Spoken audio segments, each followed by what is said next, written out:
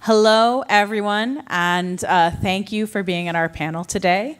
My name is Melissa Ryan. I am the editor of Control Alt Right Delete, the founder of Card Strategies. Part of my work with Card Strategies, I have been working with the Anti-Climate Disinfo Coalition, or ACDC, for the past few years, and really gotten a front row seat, not just to the catastrophic problem that is climate change and disinformation about climate change, but some of the work that is being done in policy, in tech advocacy, on the front lines. And so today, my goal is to talk as little as possible because we have an amazing panel of experts here.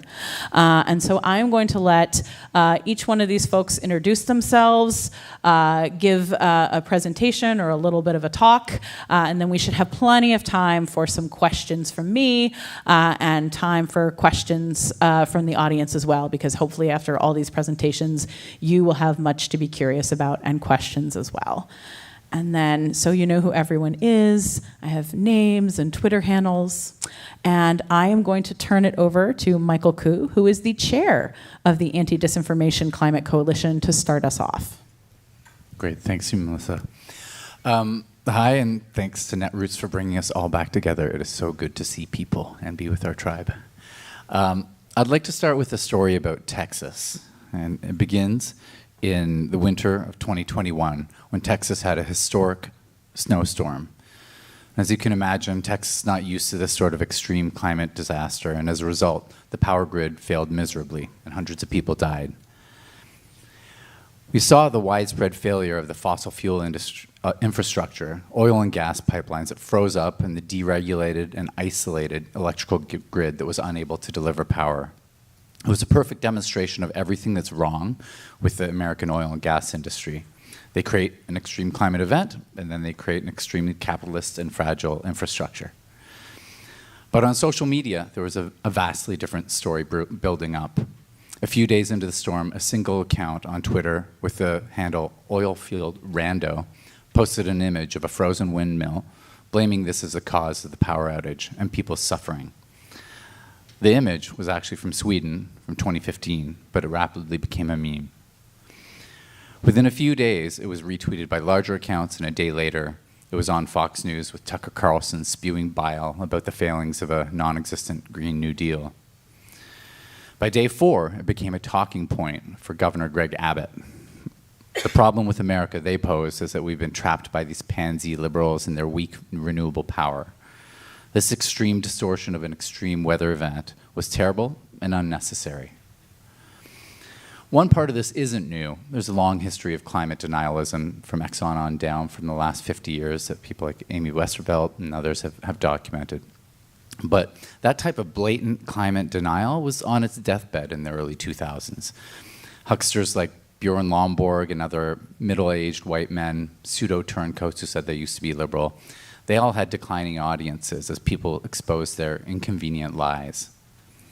But over the last decade, a tiny minority was given a massive and algorithmically enhanced megaphone to flood the public square, to upend the level playing field that the internet once promised, so that the very few will get to dominate the many. We wouldn't face such resistance to climate action or to many other progressive goals that we believe in, like LGBT rights or abortion, today if it were not for the big tech platforms giving such a small, radical minority vastly outsized power. Now, when we met with Facebook shortly before the storm, I think our coalition's now met with 27 different staff people at Facebook, all really unproductive discussions. When we met with them shortly before the storm, we warned them that this could happen, and we even gave them the names of the accounts where we expected it to flourish. But when we met with them weeks later after the storm, Facebook's response to us was that this wasn't a big deal, that we didn't know what we were talking about, and that people should just be more media literate. We should go visit their fancy new science center to see how pretty it is.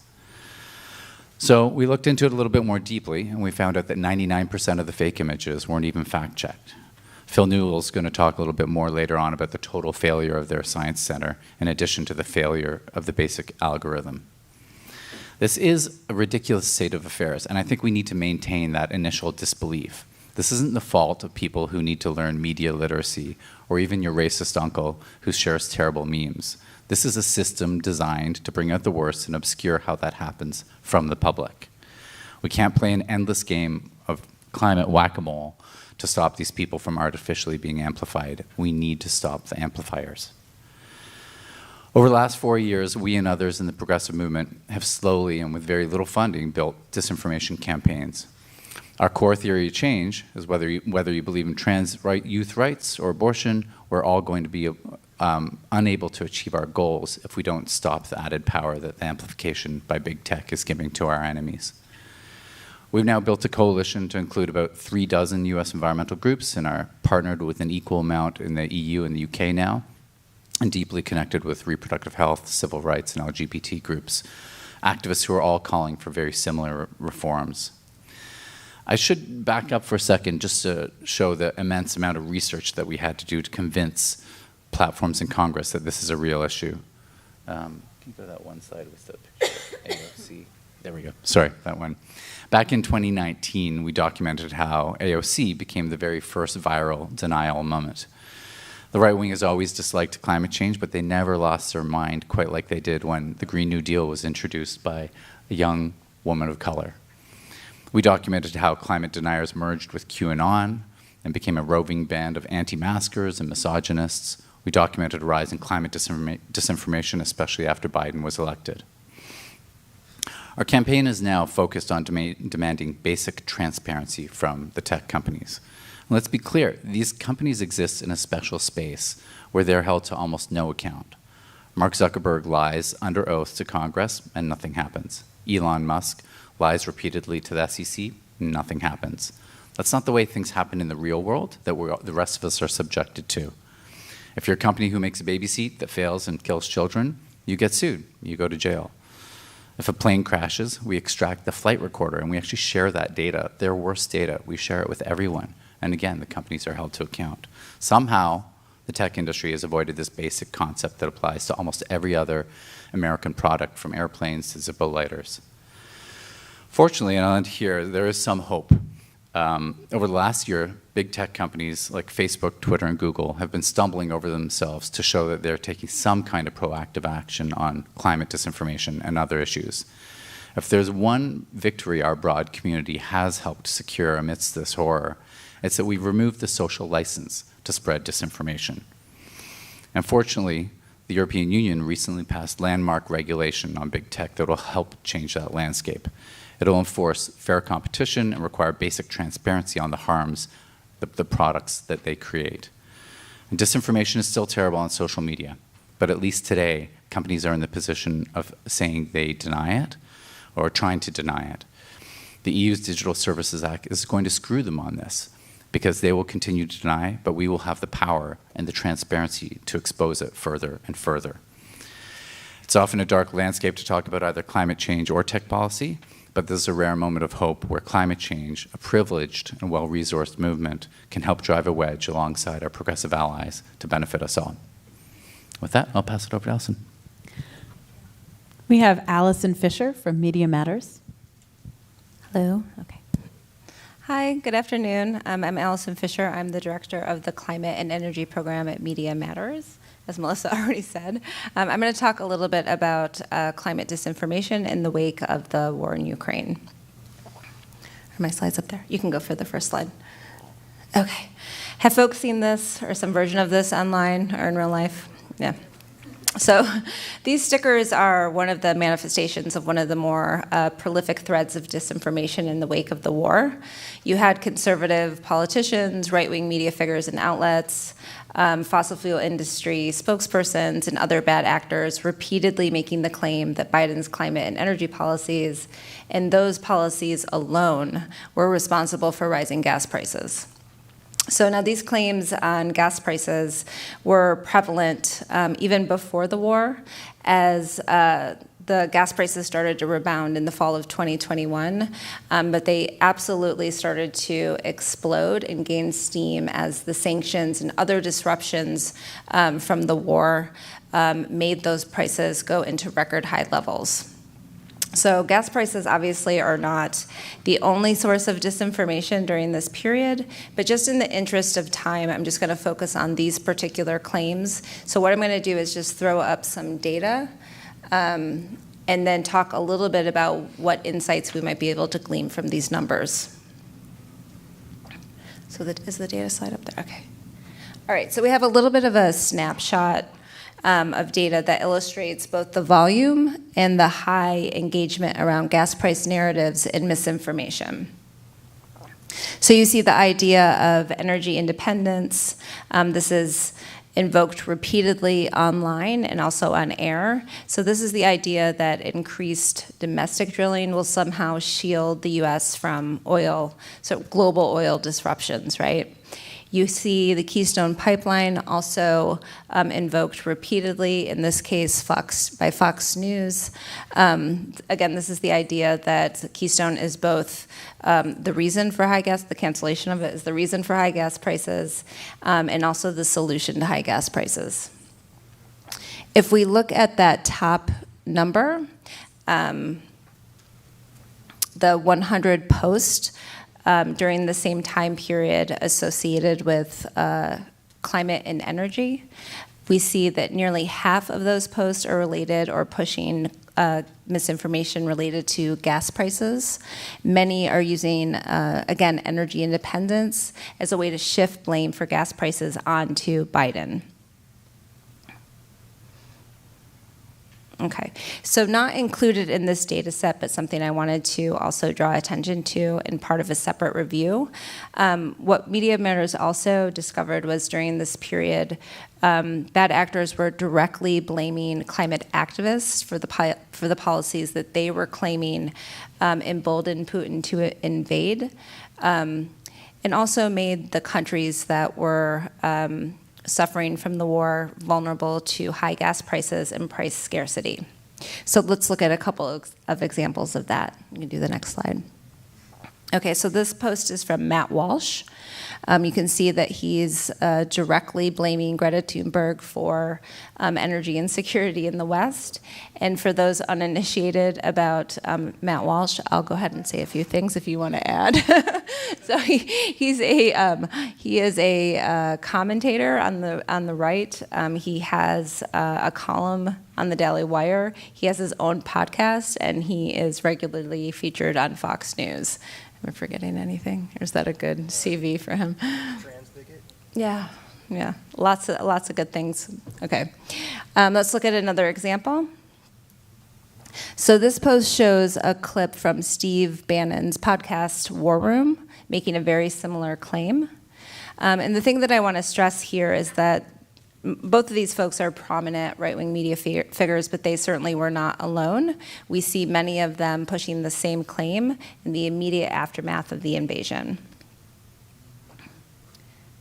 Okay, so again, this data and these representative examples are just showing that the right and some other bad actors are pushing these particular strands of climate disinformation repeatedly and across many platforms. And that's the important piece here, repeatedly and across many platforms. So we've moved on to the takeaways. Okay, great. So these are the 5 points I want to leave folks with. I will try to get through them pretty quickly. Looking at the first bullet, I included Fox data alongside online data primarily to illustrate how online climate disinformation is not necessarily separate from climate disinformation in other media landscapes. So here I'm talking about print, I'm talking about radio, podcast, in this case cable, but rather they are a continuum of or an amplifier for one another. Fox News, unfortunately, is the most watched cable news network in America. Its most influential personality, Tucker Carlson, pulls in about 3 million viewers a night. What he says on air is often turned into online content or online misinformation.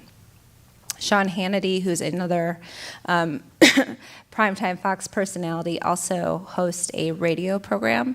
He gets 15 million listeners across the country each day for his program. He also has a very significant presence online.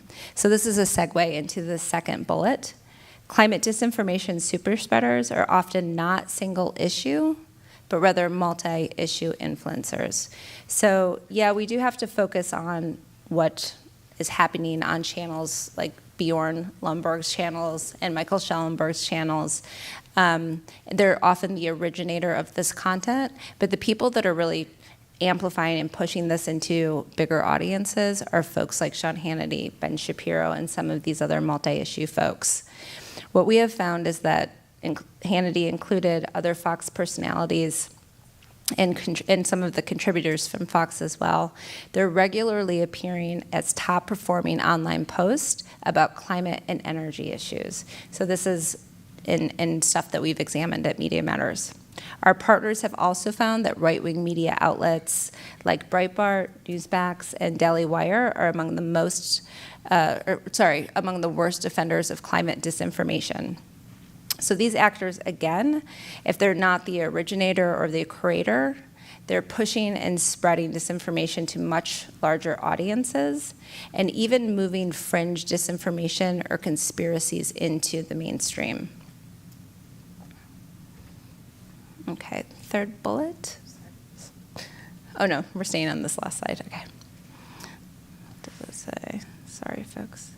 The most effective disinformation connects to a broader story or narrative already established by bad actors.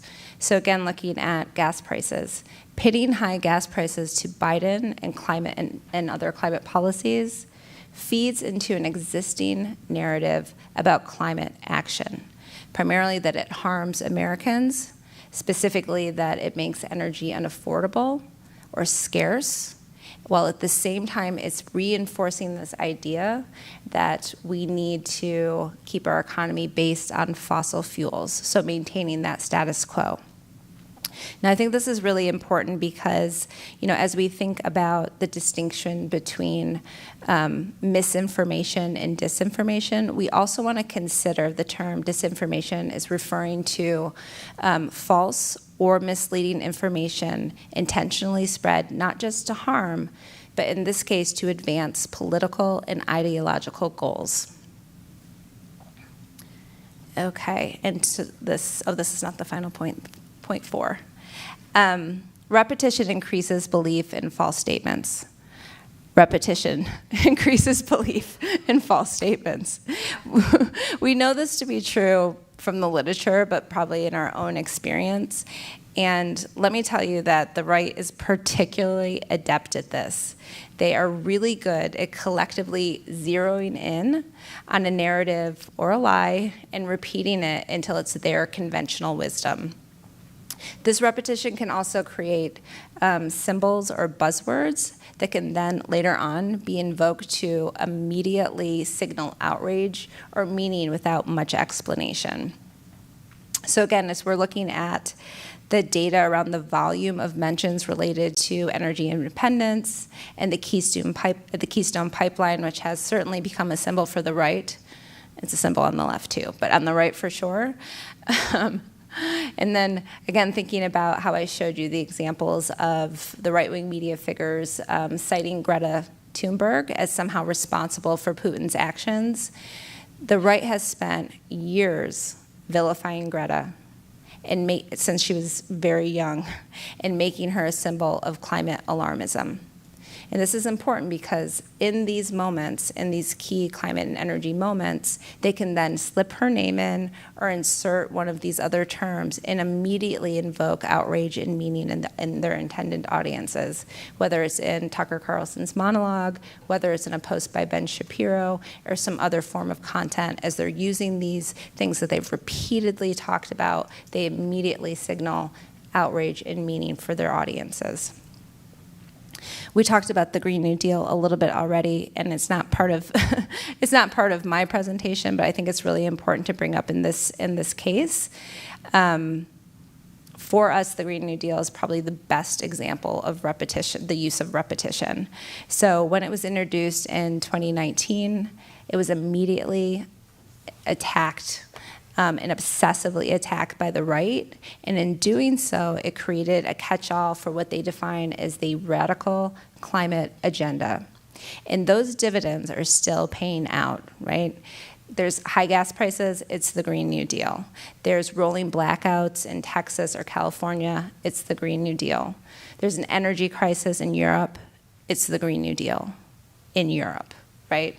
this is how it goes.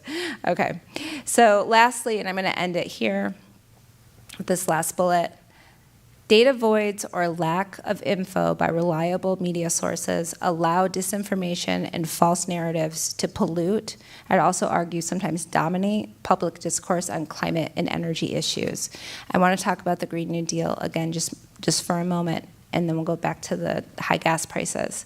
As Fox and others were toxifying the proposal, their counterparts were barely covering it at all. And this effectively allowed the right wing to dominate the narrative around the Green New Deal, using misinformation like it bans cows, using misinformation like it's going to restrict air travel. Interestingly, in a poll that was conducted roughly 2 months after the Green New Deal resolution was introduced, they found that 37% of Democrats had heard about the Green New Deal a lot. That number in Republicans was 71%. So in a 2-month period, from the time it was introduced until this poll was taken, 71% of their audiences had heard about it a lot. And I can guarantee you that that 71% and the ones that heard about it a little, which was probably the rest of them, were very much against the Green New Deal. So going back to the case study on high gas prices, and I'll wrap up here. So clearly this, the story around gas prices in the last 6 months was universal. Everybody was talking about it. So it's not necessarily an example of data void. But rather than challenge the idea that more drilling was needed to achieve energy independence, or challenge the idea that climate-friendly policies can't achieve energy security, most media coverage reinforced existing conservative narratives around energy and climate policy by accepting that frame, explicitly saying, yeah, maybe we do need to drill, to get us out of this, or just being silent on it altogether and letting Fox and other folks on the right kind of create and control that moment. And I think part of that problem here is to say that there just was not enough content, not enough messaging, not enough narrative, pushing the idea that actually moving away from the reliance on fossil fuel was the path toward energy security. And there's still time to have that conversation. So I'm going to leave it there. Thanks. Thank you so much. And now I'm going to pass it on to Phil Newell. Hello, I am the Associate Director of Science Defense at Climate Nexus, and if you read Daily Kos, you might know me as the Climate Denier Roundup. I've been posting there since about 2014, though I go to Breitbart, I go to Fox News, I go to the dredges of the internet and try and return with something valuable for the climate community and reporters who read and folks who are online. The most popular things, though, tend to be when I talk about somebody else's report and be like, oh, look at this cool thing, and that's what people really like. So in that spirit, next slide, I'm going to talk about the Deny, Deceive, Delay report. It is a joint effort of myself and a bunch of other organizations who decided every year there's a climate negotiation, every year disinfo tries to spoil it one way or another. We thought maybe let's try and do something about it this year. It's been 26 times, let's try something new. So we did, we got together and we sort of figured out and built a big monitoring dashboard system. But first, next slide, we all had to decide on what climate disinformation is. And it's sort of defining a negative, right, of disinformation. And there's a lot of ways you could define it. What we ended up with was something pretty broad of, like, if it's wrong on purpose in order to undermine climate policy, then it's climate disinformation. It's a pretty broad category, but that is on purpose. And it is We focus more on disinformation than misinformation because that's really what matters. Like, it's the people creating the propaganda and the memes that then others, share as misinformation. So next slide. You might have heard it's not just it's a hoax now. It's also there are these discourses of delay of maybe somebody saying it's too late, so why bother? Or we should just invest in innovation and that will somehow do it. Or these other issues that are sort of related, but also where it ends up is no need for climate policy now, and that's really what climate disinformation is. There are honest ways you can argue that, but that's not what they're doing.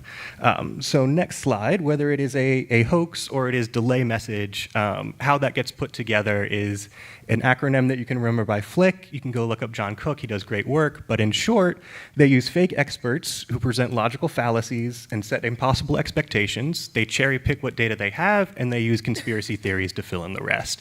This works for climate, this works for COVID, this works for election, this works for anti-LGBT stuff. Like, it's pretty across the board. This suite of tactics is something you can come back to again and again. Next slide. So what we actually did was we created some big fancy dashboards that more or less take the content from thousands of actors on Twitter and Facebook and YouTube, put all that content into one dashboard, and then rank it by like how much engagement it's getting. And so that let us look at sort of in one screen what all the professional idiots are talking about and their fans. Next slide, let us put together some of these quick and easy visualizations so you can see how bad Twitter is about EV misinformation versus Facebook. So like Michael mentioned, Facebook said, oh yeah, look at all the hundreds of thousands of people that go to our good information center. And we said, well, what about the millions of people who are looking at nonsense that your algorithm puts in front of them? So, the good information is good, but if it's getting out swamped by algorithms that prioritize, engagement or sensationalism over facts and quality content, then it's not going to do you any good. Next slide. So what did we find?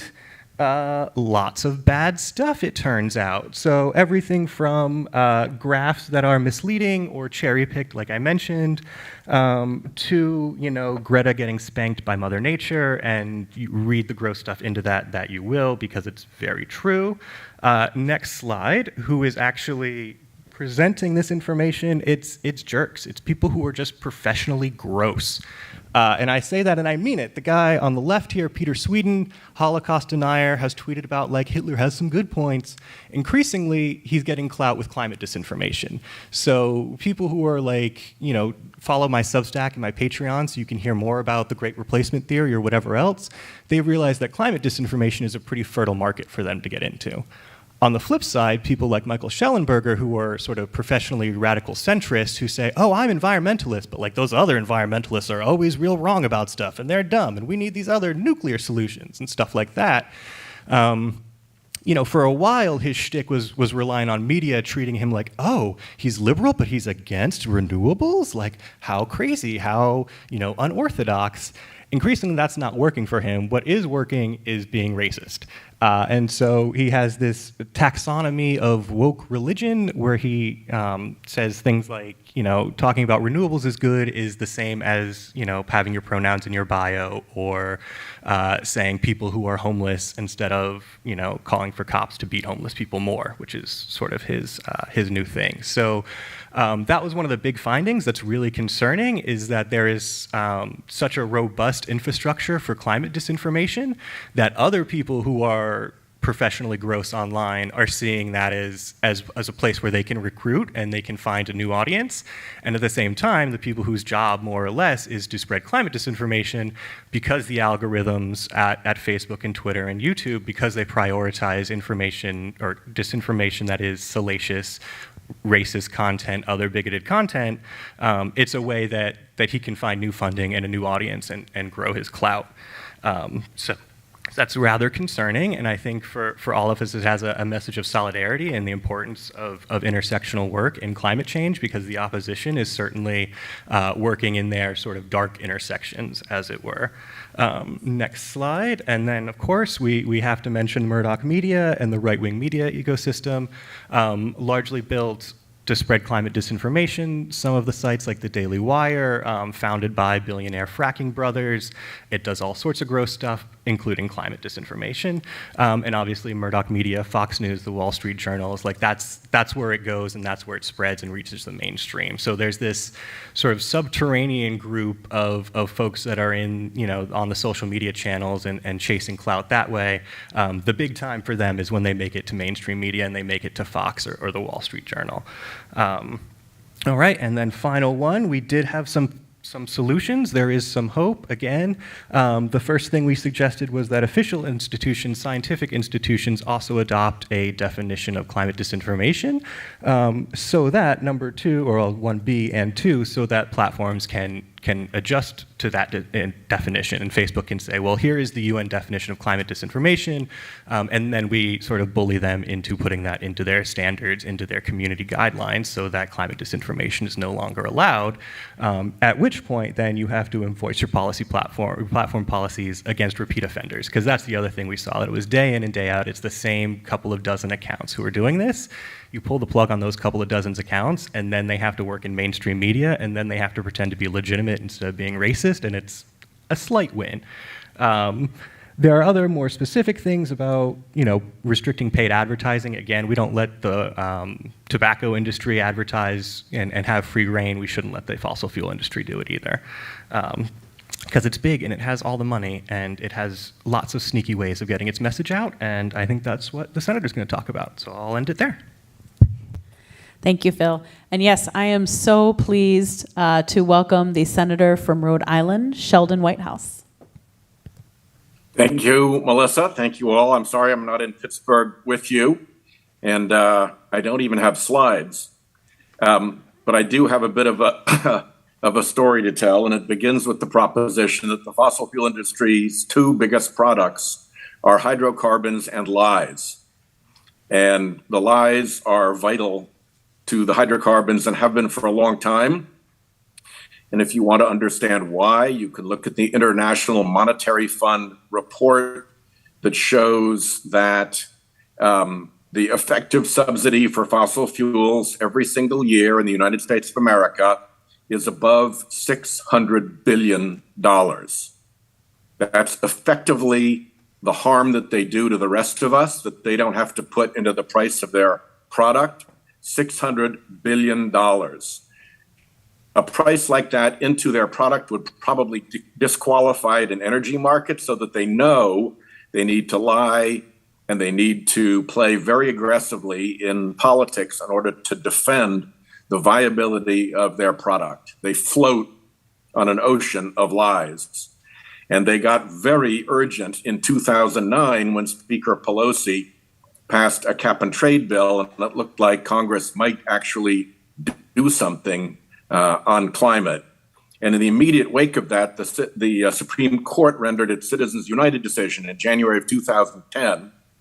And the Citizens United decision gave the fossil fuel industry the weaponry to deal with the cap and trade problem of a Congress that might do something.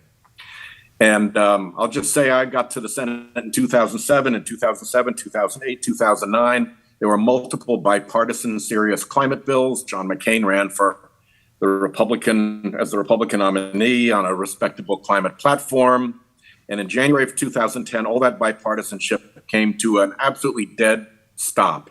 There was a kill shot to bipartisanship from the fossil fuel industry, and it was the Citizens United weaponry that enabled that kill shot. And I was pretty despondent, and I started giving speeches about this, which ended up in my weekly Time to Wake Up speeches. And as I had to do that, week in and week out, I began to focus more and more on why we were where we are, not just what the science problem is with climate change, but what the political problem is with climate change. And by 2016, I was organizing colleagues into speeches and group performances on the Senate floor about what we were calling the web of denial. And we were working with a lot of scientists who had done very good work in this space, like Michael Mann and Justin Farrell and Naomi Oreskes and others, showing that there were literally dozens of phony front groups that had been stood up by the fossil fuel industry, funded with enormous amounts of money, and were pulsing out climate denial And at the same time, they had similar groups and sometimes the same groups pushing into the political sphere to silence any Republican who might dare to stick their head up and say something decent about climate. Bob Inglis was the exception to the rule, and they got rid of him very quickly. In 2018, to get a little bit more scientific, organized, rapid response, I started a Google Groups listserv called Science Defenders, and Phil Newell, thank you, Phil, is now the administrator of that listserv.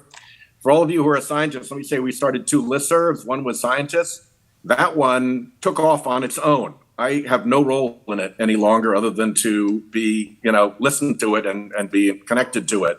But it is completely self-perpetuating. It is completely self-motivated. It is running. I did the same thing with lawyers. And as soon as we stopped pushing it, it collapsed. So as a lawyer, I'm a little embarrassed by all that, but the scientists came through strong.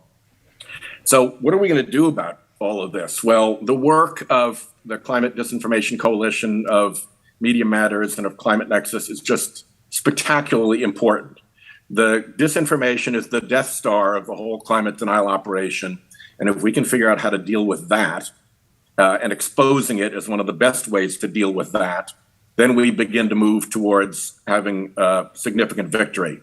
There's one thing that I would flag, and it's something we should all be pressuring the Biden administration on, and that is litigation on climate. Many states have begun to litigate about the climate nuisance, the climate damage, and the climate fraud. Many municipalities have begun to litigate. The Department of Justice sits on its hands idle. It appears to have done literally no research or inquiry into what the federal government's role should be with all of these state lawsuits that are going forward. And that is unfortunate because they have a very, very good federal precedent in front of them. And that was the tobacco litigation that was brought in 1999. It was a civil case brought under the civil provisions of the RICO statute. And it argued that the tobacco industry was saying fraudulent things about the harms of its product. Sound familiar? Well, they won. In 2006, Judge Gladys Kessler, a federal district judge in Washington, D.C., wrote a 1,200-page long decision just hammering the facts that the government had produced down the throat of the tobacco industry, and it ended up with a court order. Tobacco industry, thou shalt lie no more. And you can take that complaint and you can pull out tobacco and put in hydrocarbons or fossil fuel, and you can take out health and put in health and planetary safety. And the complaint more or less writes itself. So I've been pressuring the department for a while to take an honest look at this. That's all I can ask. It's their own decision whether to proceed. But to this day, they have not taken an honest look. Years have gone by. It is long overdue, and the evidence is quite abundant. I'll close by saying that the propagation of lies and the propagation of political influence that intersects with those lies is all supported by enormous amounts of dark money. And the dark money operation is very significant to all of us. It was behind climate denial. It is behind Mitch McConnell's so-called independent expenditures when he drops tens of millions of dollars into Senate races. It was behind voter suppression, as the Heritage Action folks admitted, caught on tape. And it's behind the capture of the Supreme Court, if you look at what the Federalist Society and Judicial Crisis Network and others did. So if you're looking for a Death Star of people who are really up to no good in our democracy, that core dark money apparatus is behind not only the climate denial mess that we're stuck with, but a lot of other evils in our society as well. So thank you for keeping your eye on the ball here, and whatever I can do to help continue to put the spotlight on the lies and on the dark money and on the fact that climate denial is the product of an apparatus, I would love to do. So it's great to be a part of this, and thank you for including me. Thank you so much. So we have plenty of time. I have a couple of questions, and I want to make sure we have time for folks in the audience who have questions too. Senator, and maybe Michael too, I'm going to start with you. The Digital Services Act just passed in, the Digital Services Package just passed in EU Parliament. It puts onus on the tech companies to create safe digital spaces and protect their users from harmful disinformation. There's an American companion bill, but frankly, there is so much legislation, proposed legislation, that I have seen since I've been working in the disinformation space from good to great, that I worry has no chance of passing. So what is possible in Congress, where we know that both parties have anger at tech companies and for different reason? And Senator, for you especially, is it possible to work with your colleagues who believe a lot of this disinformation themselves on combating it? Well, first, let me say that I think the EU developing this will force big platforms to adjust their algorithms. It's a little bit like California setting clean air standards. They're big enough that the platforms will have to adjust, even if the US Congress is too tied up to do anything. The thing that I would like to do, because it's incredibly simple and easy to explain, is to take away the litigation immunity that they have, so that if they lie about somebody, then they can be sued. And we have seen the lies of the big lie being pursued by, Dominion, which has sued Fox and others for lying about the election. And it's $1 billion lawsuit, and it's serious, and they have every chance of winning. And in a court, you can't lie, and you got to show up for depositions, and you got to turn over documents, and it's really brilliant. And we also just saw Alex Jones take a huge punch in the face, a well-deserved one, from the Sandy Hook parents. Again, honest courtrooms are places where a lot of this evil can be sorted out. And the exemption that those big platforms have had from having to face an honest courtroom, I think, has enabled them to be very reckless in the kind of material that they allow to get across their platforms. And yeah, it's interesting with my colleagues. There's some who I suppose might still believe that climate's a great big old hoax, but most of them understand that they have to say this because they are completely supported by fossil fuel money. There is just tens of millions of fossil fuel money going into Republican Senate races every single year. Mitch McConnell controls tens of millions of dollars, so that some of his colleagues don't even have to really raise money. They just go to Mitch and say, Mitch, help me out here. And he arranges bombardments of smear ads and, the tsunami of slime. And they just don't have the courage to stand up to that pressure. It's just too important to them. It would be like a deep sea diver cutting off his oxygen hose. And until we find a way around that, and I think exposing and discrediting that dark money is vital to this. Those things intersect very, very closely. Koch network spent over $1 billion on the 2020 election cycle, by the way. So just $1 billion just from the Koch network, just on the 2020 election cycle. And that's what we know. Exactly. And I would just add, at the end of the day, these companies they care about public pressure. They may not do a ton of things that we want, but they are still trying to put on the smokescreen that they are actually doing things. So the combination of that, which exists in this country, and a law that's going to show that what they're saying, when we present to them a well-researched report like Allison and others do, they say, oh, your numbers are way off. You don't understand the ecosystem. Well, now we have the ecosystem. So at least we have that strong starting point to, again, appeal to the public shame that they are actually subject to. So in absence of a Congress that's functional or a captive court, that's what we have for the foreseeable future. Thank you. My next question is for Allison and Phil. You two have been tracking climate disinformation in mainstream and social media longer than most. At the same time, we've seen an increased dose of reality on the climate front, in that there are more and more extreme weather events every year. My question for you is, as we've seen, how are bad actors responding? Are you seeing more information? Are you seeing less? Is it getting more conspiratorial? I'd love to give folks a sense of how reality is changing. It was the arsons that started the fire. It kind of ebbs and flows, right? So some of the folks that have tracked it and done some of the like sort of quantitative research over a decade or two, that denial and delay, that it's a hoax versus I believe in it, but we don't need these policies. When there isn't any policy on the horizon, then it's a hoax, right?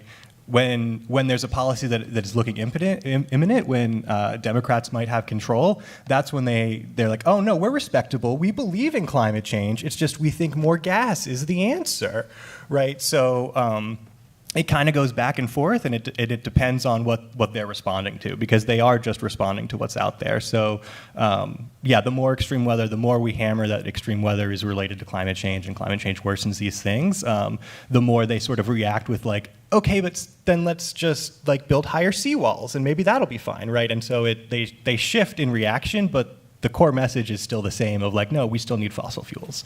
So that baseline always stays the same, and you know, it gets wacky or more respectable depending on sort of how they need to be seen as credible to moderates and to mainstream media versus riling up their base and making sure that there's that strong core 20, 30% of the country that just thinks it's a hoax.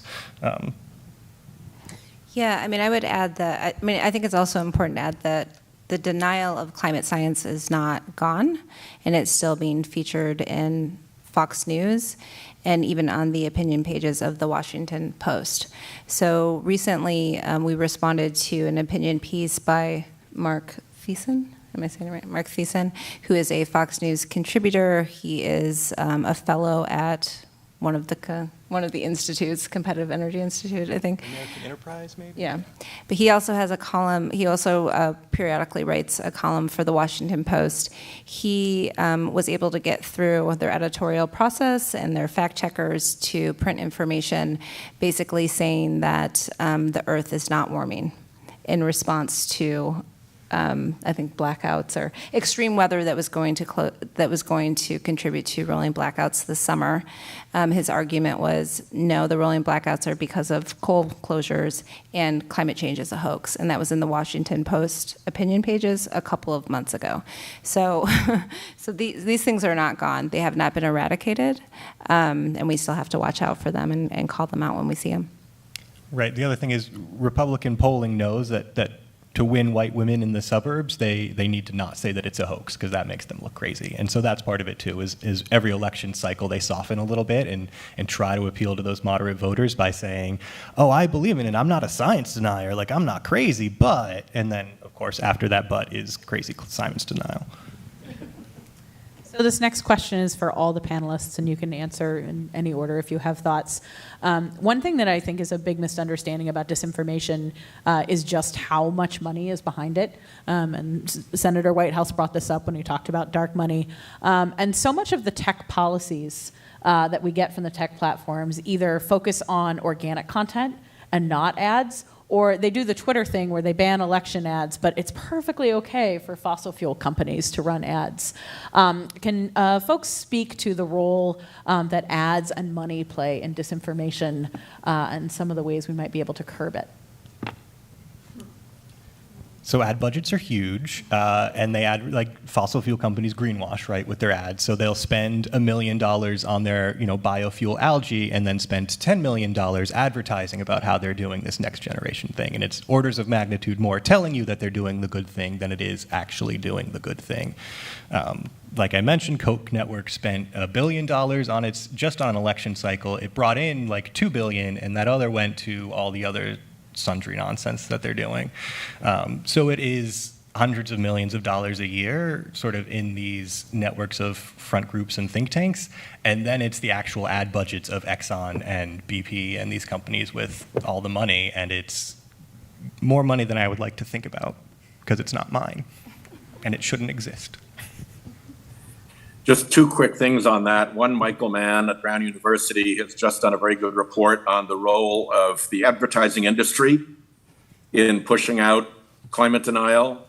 And, typical, it's a really good piece of work. It's very well researched. And we as Democrats have not managed to execute on it in any meaningful way. There's been no pressure on the big ad firms that have basically marketed climate denial They have other corporate clients who don't find that to be a badge of dishonor that caused them to go away. We've put no pressure on the industry that has polished up the lies into what is, as Phil said, kind of socially acceptable. And as they fall back from trench to trench, first it was hoax, and then it was, well, we're not sure, and now it's too expensive, and you can sort of track the latest of climate denial. And the second thing is there's really no such thing as too much money for them to spend. If you go back to that IMF number, if your industry depends on an annual subsidy that you get of $600 billion every year, then if you spend $6 billion every year on political manipulation, which is a pretty big number, you're getting 100-to-1 return on your investment every single damn year. So the danger here is that the value to this big industry of this cascade of lies is so great that the spigot of money is unlimited, and that's why exposing it matters so much, because it becomes discredited if you can see it. And I think it just add there's two really great partners that we work with who have campaigns that are focused on this. One, Clean Creatives, is a group that's been focused on removing the social license to work or to have clients if you're at an ad agency that are fossil fuel clients, and that's been a great movement forward. Another one who works on a different part of the ad industry, Claire and thank you, Check My Ads, and they're working on the ad tech sort of middle slice where they're focused on actually brands who just like buy ads on these giant services and they don't know where they're ending up. But actually what we find out is that disinformation websites are earning like up to $3 billion a year through these things of brands who don't want to be associated. So I think our strength is to focus on the people who don't have a endless sort of existential reason to be there. Like Exxon is always going to try and spend $600 billion, but L'Oreal does not want to be next to Ben Shapiro's latest screed about trans youth. So there's two sort of interesting and hopeful campaigns. All right, so we have some time for questions, a few questions from the audience. If you could raise your hand if you have a question, and I would ask very politely that your question be a question. Please don't be that guy at Netroots, and I say that with all love. If you have a question, I'm going to start with you. Yes, so I'm concerned that now, Phil probably answered this with your flick model. We do have this entire conference is really about justice of all kinds and doing the right thing. But we have, since we don't own a media channel collectively, you now have the Securities and Exchange Commission coming out with, we're going to grade companies and your performance will be based on how well you do against your environmental and social goals. This entire conference is about ESG and doing well under ESG. And now I've seen the attacks come from the other side. How can we prevent that from bleeding over into the SEC requirements? So the question is about ESG and the attacks on ESG, and I know some of my panelists have some thoughts on that. You can see the smiles here. Yes, a big topic. The last year or so, the Koch network has been really sowing the field and laying the groundwork for that, and we've seen it in the past few months. Mike Pence's op-ed in the Wall Street Journal is the big one. What we can actually do, I mean, the problem is we can't stop them. Like we can't we're not the ones insurrectioning Mike Pence.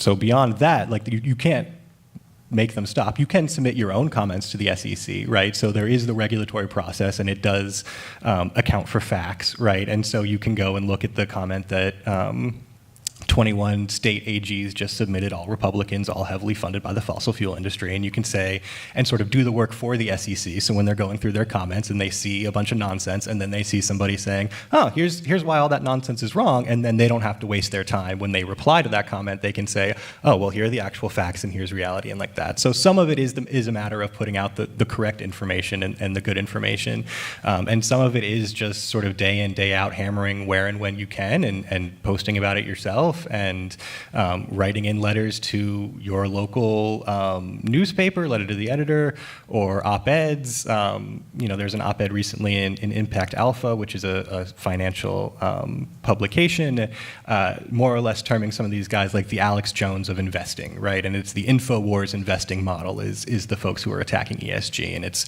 a great moniker. And so it's finding things like that to, personally, I love making fun of them. Like, that's what I do every day is I mock them for my audience here. And that sort of punctures some of it. And humor is a way to make really boring stuff actually seem a little fun, and it's your little treat for reading your homework and reading why these people are wrong. And a lot of it's just exposing the fossil fuel ties, right? Because if you hear somebody give an opinion and they are, an unbiased independent expert, that's one thing. If they're a fake expert who's actually getting funded, if they're the 4 out of 5 dentists recommend Crest and the 5th recommends no fluoride because it'll rot your teeth, or make you go, whatever the fluoride conspiracies are. I don't know that one that well, but if he's getting money from the anti-fluoride company, this metaphor really fell apart. Expose that they're getting paid to lie. That's the real trick. Is that for ESG, it's the losers have funded people to say, don't look at risk and invest in us anyway, even though we're risky. So you expose those financial flows, and they become less persuasive as a result. And I think I'd add that the SEC is only one financial part of the global market. And the thing I love about the woke ESG attacks is that it really exposes how deeply anti-democratic their side has become. They've corrupted the courts, they've corrupted Congress. The only thing left is actually capitalism holding them back, which is a terrible state. But now they're going to go say the market is wrong. It's just not. It seems to me like this is actually their final overreach, because they actually only control the captive, even if they own the SEC. But it's a global market, right? ESG funds are all across the globe. They're very strong in Europe, and you're not really going to be able to change that in Europe. So, have at it. I would add that it also reflects the growing spread of the dark money political apparatus. They focused immediately on Congress because they were panicked by 2009 cap and trade, and they had this new weaponry from Citizens United, and so they beat the Republican Party into submission in Congress and basically made the Republican Party in Congress the political wing of the fossil fuel industry. But they hadn't pushed their way down into state government so far. But RAGA, the Republican Attorney General's Association, has more or less been entirely taken over by the fossil fuel industry. West Virginia versus EPA was litigated by them on behalf of the fossil fuel industry. And with this ESG things, it's state treasurers who did not used to be this way, who've now been dialed up by fossil fuel industry donors to make an objection as state treasurers to the proposition that financial houses should require accurate disclosure of risk to shareholders and investors, which is a wild proposition for treasurers to sign on to. But when the fossil fuel money reaches down into that tranche of the political spectrum, there they go. All right, I think we have time for one more audience question. All right, well, is there one? Okay, sorry, I'm having trouble seeing. All right. This is mostly for Ms. Fisher, but with respect to the void of information, would you say that it's getting better or getting worse? And are there specific ways that we can pressure that? Yeah, I think, oops, sorry. Don't forget to repeat the question. So the question was, is the data void getting better or worse, and are there things that we can do about it? So this is definitely near and dear to my heart in the work that we do at Media Matters. So in addition to correcting and tracking and monitoring disinformation, we also advocate for substantive, good, and consistent climate policy, climate reporting and coverage. So the data void, there are too many examples when climate and energy or headline news and Fox News is spending every hour on the hour talking about it and framing it and shaping the conversation around that particular piece of legislation or that particular action or regulation. Their counterparts are doing very little to counter that. They're barely mentioning it. They're not creating any sort of content around it. So I think what we do is to point that out. We do studies to say, here's how it was covered on Fox News, here's how it was covered on broadcast, here's how it was covered on cables, to show that disparity in those key moments, and then push that out and try to create some accountability around it. So those data voids are, and we've seen this time and time again. Another good example was the big oil hearings that happened, were those this year? This spring. There was a couple, but anyway, this spring there was big oil hearings. It was the ones that were focused on the price gouging. So this was again a narrative that was run very much counter to what was happening on Fox News. They wanted Biden to be the blame, not big oil, and so they spent twice as much time covering those big oil hearings than their counterparts together on CNN and MSNBC. So this is a problem. This is a big problem. That was an opportunity for CNN and MSNBC to make their audiences more conversant about what actually was going on with the global market, what actual role the oil companies were playing in the high gas prices, and they just didn't do it. So what can be done about it? We just have to keep pressure on them. What we do about it is we document it and we put it out there in front of them and to other people in the world to keep that pressure on. Yeah, corporate TV media is always going to suck. We just have to be really loud and annoying and really persistent. And that's really like, you look at the polling and the vast majority of Americans, 70, 80%, 90% support, regulations on coal plants and renewable energy. If we have 90% of the people supporting more solar and wind, like clearly you can talk about it with your neighbors and with your friends and in real life, because that's what, the fossil fuel industry doesn't have is actual popular support, and that's what we do have. So that's the only way we're going to be able to close that gap is by just like being that guy that talks about it all the time until your friends hate you, and then you find new friends and talk about it with them all the time. One strategic PowerPoint is to put pressure on the corporations that are not fossil fuel companies, but whose trade associations are doing nothing or are doing harm, who are supporting the U.S. Chamber of Commerce and the National Association of Manufacturers, identified as our worst climate obstructors.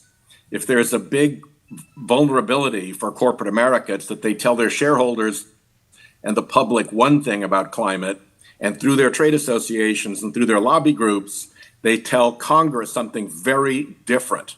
And they have not been exposed to that vulnerability anywhere near enough. They are getting away with being very two-faced. And the trade associations and the lobby groups are a big point of weakness for them that further exposure can exploit. All right, and with that, we are at time. I want to thank all of our panelists so much, and again, thank you all for being here. Those of us on the stage will be around, I'm sure, for a minute or two if you have additional questions. Thanks.